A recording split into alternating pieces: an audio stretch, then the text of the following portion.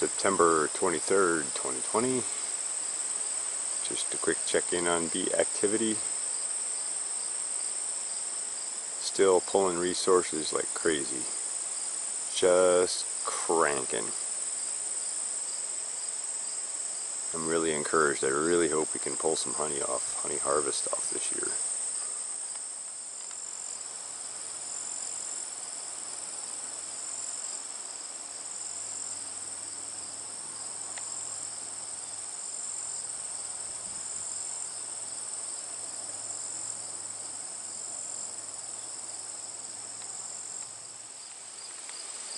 Quick check-in on the top bar hive as well.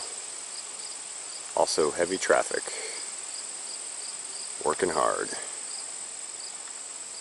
Still lots of goldenrod open.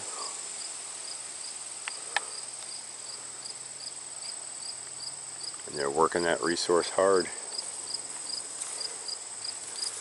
It's a beautiful thing.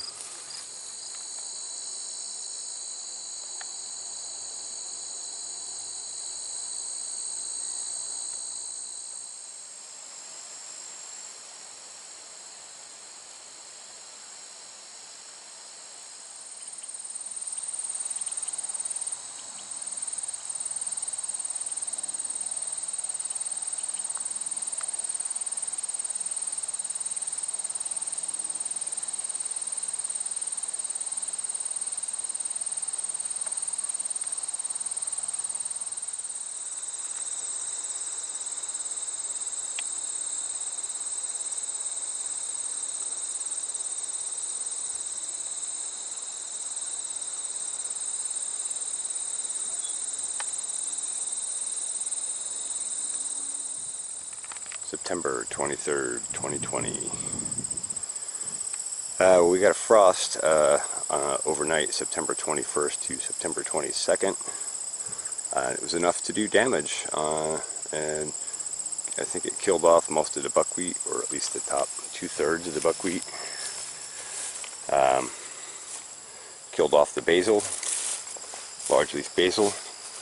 Killed off the sweet Thai basil. And interestingly enough, as I thought it might, the canopy of all this other stuff actually protected the second planting of basil.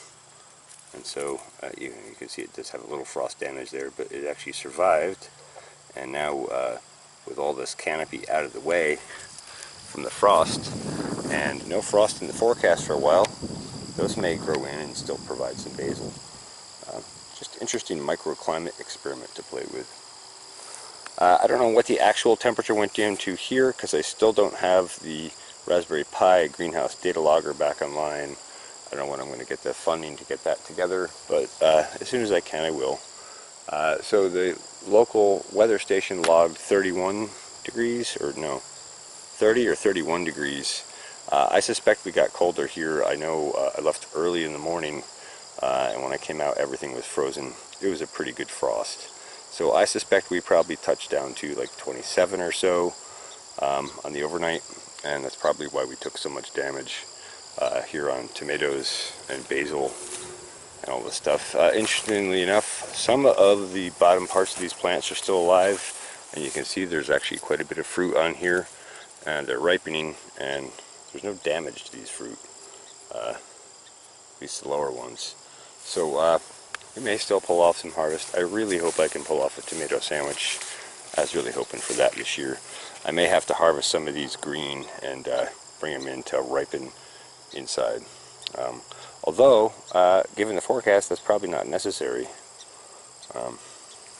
Maybe a little frustrating to lose them so early, but then I did start them pretty late. So, if anything, it's my own doing.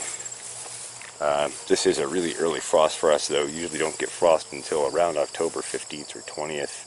Our official frost date here in Tivoli, New York, in Zone 5B, is October 20th.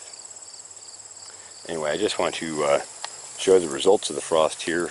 I have a lot of stuff I got to get done here. I finally managed to pick up a belt for the tiller, and so I got to get back and get that on and finish getting that soil prepped in the corn block, so I can get the cover crop seed in there. And there's a bunch of other farm chores that need to catch up on, and was not here all day yesterday, so I'm a little behind.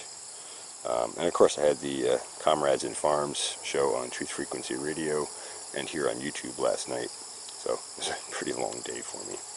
Anyway, I'm not complaining. I love all this farming stuff. These are the Red Empress of India nasturtiums that I planted in amongst all this other stuff. And you can see, there's another one here, that some of those are coming up through. And again, I think they were protected in big part because of that canopy of leaf around them.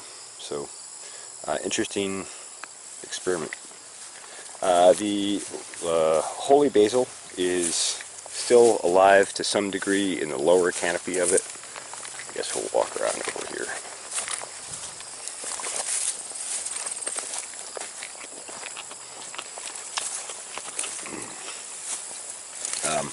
But it did also take frost damage. You can see the lower canopy is still nice and green underneath. And we have a tremendous amount of seed here, which I have to get back and start harvesting. And I even just saw a bumblebee, pretty sure, going down into the lower flowers. So maybe there still are some good flowers in here. Alright, let's go take a look at the lower corn block, the curve block. Alright, here we are down at the curve block corn. This is a little bit lower in elevation on the hill here.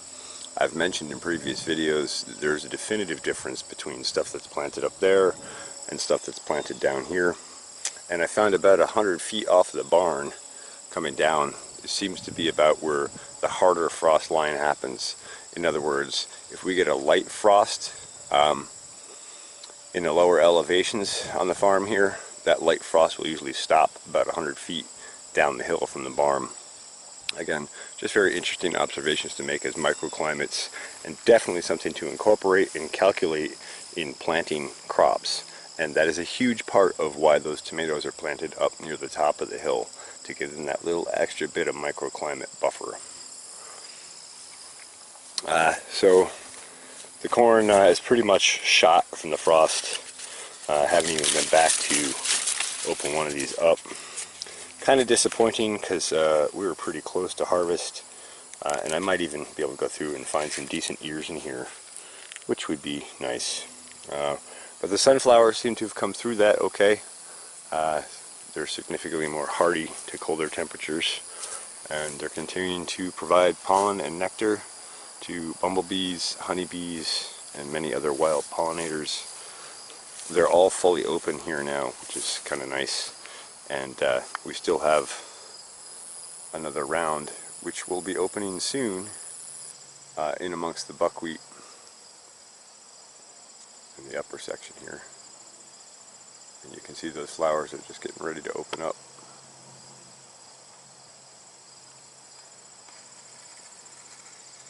So that's kind of cool. And I don't know, I guess I just wanted to show this and show that the buckwheat and the corn froze back. Sunflowers are still going strong. I do want to look and see, I haven't been back in here because I got home after dark last night. I haven't been back in here to see. Yeah, it looks like some of the orange Hawaiian marigolds made it through that frost as well. Although it looks like they might have taken a little bit of a shot from it. But so I still may dig some of those up and do something with them. Again, the understory of this is planted with sweet clover, and that will be a cover crop that comes through the winter and comes out in the spring, provides a honey crop, and builds biomass here in the soil. And I'll just zoom you down in here so you can see sweet clover peeking up through. On the one hand, I'm kind of disappointed to lose the corn so early. But on the other hand, it's good for that understory cover crop because it kind of needed more light, and that frost will definitely reduce the amount of canopy preventing them from getting sunlight. I may come back here and do a foliar feed on these just to give them a little bit of an extra boost, especially now that they're going to get a little bit more sunlight in here. I'm going to leave this fencing up over the winter because the deer is coming up into here, the whole farm over the winter, and I'll find them. I'll find where they've been digging and stomping and chewing, and I really don't want them to chew off too much of this. I want it to have a chance to come around and come up next year. And be a good biomass builder and soil builder. Alright, that's enough about that. So that ear of corn I just plucked off actually is just about ripe. I'm going to eat this as soon as I'm done filming this. But that's pretty exciting, so I think I'm going to go back and harvest out any of the corn that's more ripe. And at least we did pull a harvest off through it. So, you know, that's encouraging.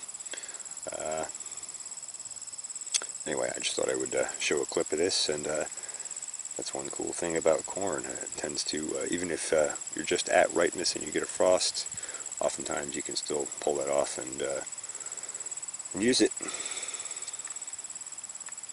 Alright. And just to confirm, yes, that was ripe, sweet, and delicious. Can't wait to grow more next year. So I'll just give you a shot of this lower section that's been cover cropped with buckwheat and rye. Obviously the buckwheat took the hit from the frost. Fortunately we have a pretty good establishment of green growing plants here regardless.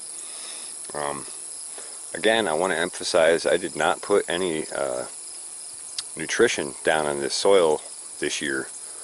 The only thing that I put down when I planted seed was a good shot of irrigation and the foliar feed, inoculants and biostimulants both.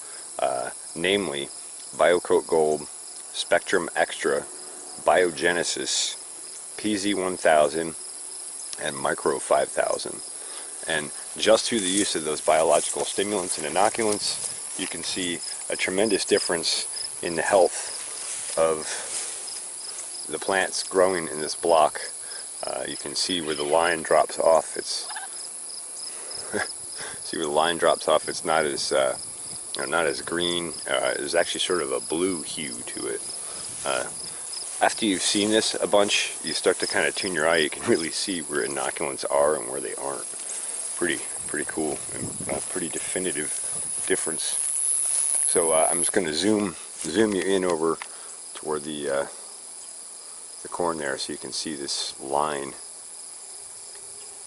You can see where I have my sort of what is normally a mowed roadway. This year that has not been mowed any more recently than this block that's been planted into cover crop.